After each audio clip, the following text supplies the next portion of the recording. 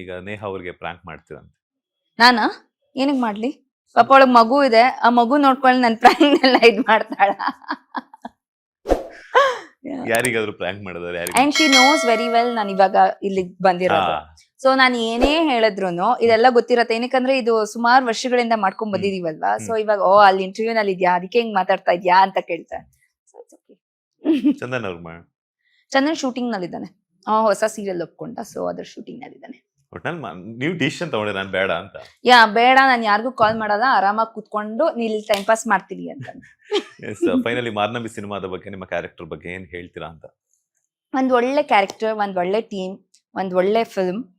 And ಎಲ್ಲರೂ ಹೇಳ್ತಾರೆ ನಮ್ ಫಿಲ್ಮ್ ಹಂಗ್ ಮಾಡಿದೀವಿ, ಹಿಂಗ್ ಮಾಡಿದೀವಿ. ನಾವು ಅಷ್ಟೇ ತುಂಬಾ ಡೆಡಿಕೇಟೆಡ್ ಆಗಿ, ಪ್ಯಾಷನೇಟ್ ಆಗಿ, we have put our heart and soul.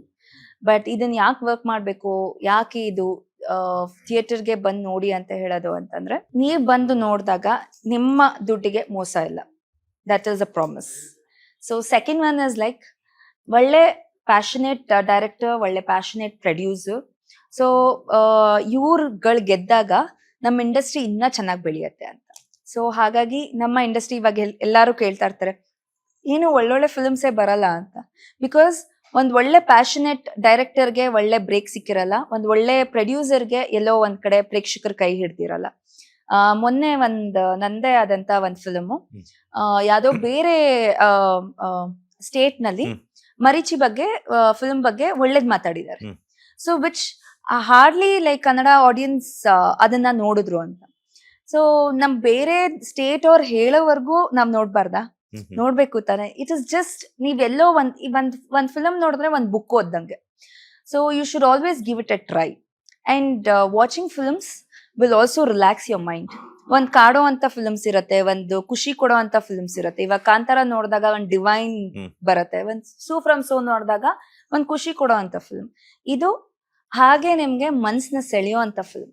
So this will definitely win your heart. So please to watch the movie.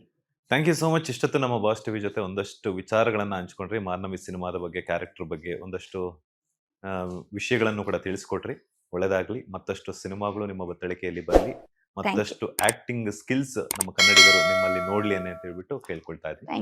Thank you so much. Thank you. Latest ಹಾಗೂ ಇಂಟ್ರೆಸ್ಟಿಂಗ್ ಸುದ್ದಿಗಳಿಗಾಗಿ ಬಾಸ್ ಟಿವಿ ಕನ್ನಡ ಚಾನೆಲ್ನ subscribe ಮಾಡಿ, ಹಾಗೆಯೇ bell icon press ಮಾಡಿ. ಇದರ ಜೊತೆಗೆ Facebook, Instagram, X ನಲ್ಲೂ miss ಮಾಡದೆ ಫಾಲೋ ಮಾಡಿ.